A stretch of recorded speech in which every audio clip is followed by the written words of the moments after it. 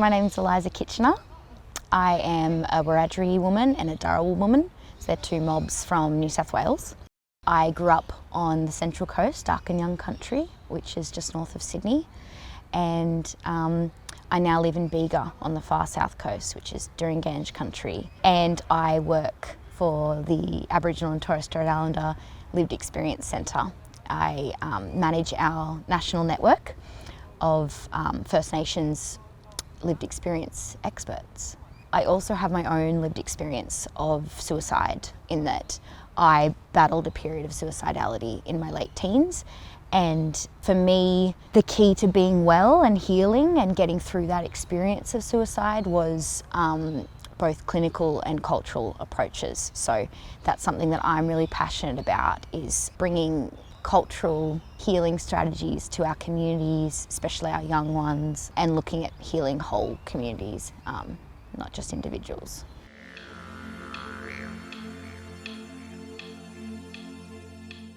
I think it just makes so much sense, right? Because who would know more about an issue than someone that's literally lived and breathed that experience? I think as well, when we're talking about First Nations people, we have such an incredible, rich diversity across this continent, because we are a continent, we're not a country. We have so many countries within this continent. And with that variety, it means that people's experiences are so vastly different. And the only way we can really tap into that is by speaking to people from communities on the ground that have lived and breathed the issue.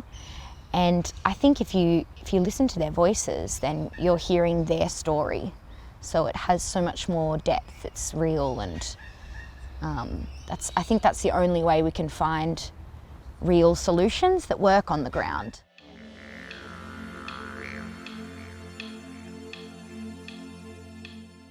I think seeing the solidarity of the group, I think when you bring together people that share similar experiences, I mean, they all have very different stories, but we all connect on that same experience. And if you bring together people the same experiences who have had enough time and the right safe space to really connect with each other and build trust, then you get this solidarity that is just more powerful than anything else. I think there are so many projects, boards, advisory groups, working groups that miss that solidarity, and so you only get a little glimpse of what somebody has to offer. So you need that to be able to have someone stand there comfortably as their whole self with their rich layered experiences, and then be able to share their recommendations and their insights from that.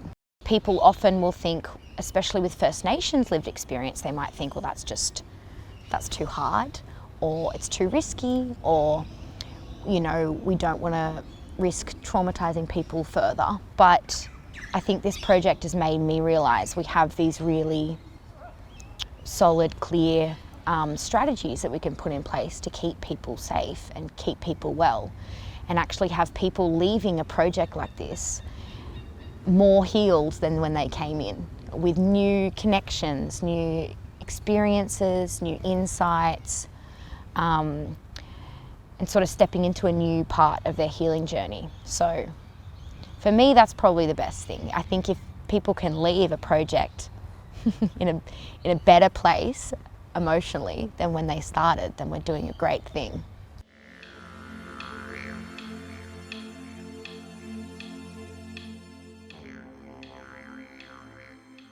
I think the key to really strong lived experience work in general, but especially with our mobs, is strong relationships, because you're asking somebody to come into a space with you and share their own story, something that they've lived and breathed, often grieved, it's often their blood, sweat and tears, again, like the darkest moments of their lives. So if you're asking somebody to come into a space and share that with you, it's a huge sacrifice that they're undertaking, and something we should all feel really privileged to share. So to do that, you really need to have strong relationships with people, and know that we're all equal and we're all connected by our lived experience. And even if I'm talking to somebody that's on the other side of the continent and, you know, their mob's really different to my mob, their experience might be really different, but we both know that we've been through something like that, and we both have that same shared vision of what we're going to do and the change we could make. So I think connecting with people on that is really powerful. And then some of it is just so straightforward, like really clear communication, always checking in with people, putting the right psychological supports in place. For our mob, flexibility is absolutely crucial. And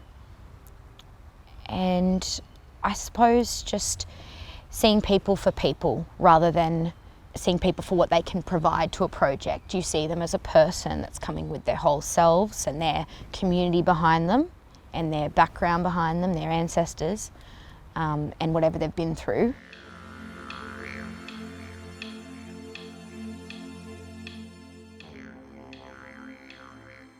In terms of my healing journey with suicide, like, I know that me being involved in this work it's super powerful for me, but it's also super powerful, like, for my family. Like, I've had conversations, yarns with my mum or my cousins that were my key supports in my dark times, and they are just they're like elated for me that I can be, you know, standing here years later and talking about this and connecting with other people and helping other people to do that as well. So I would say that to consider that this is one path where you can find something positive out of those really hard times that you went through. I think as well, when we talk about suicide or poor mental health, we think about all the people that we've lost, and we think about all the people that have been affected or that have cared for us, that have grieved. And I think that doing this work and talking about it is our way to honour those people and, like, honour all of those hard moments and basically just try and make sure it doesn't happen to us anymore, and protect our loved ones that are still with us.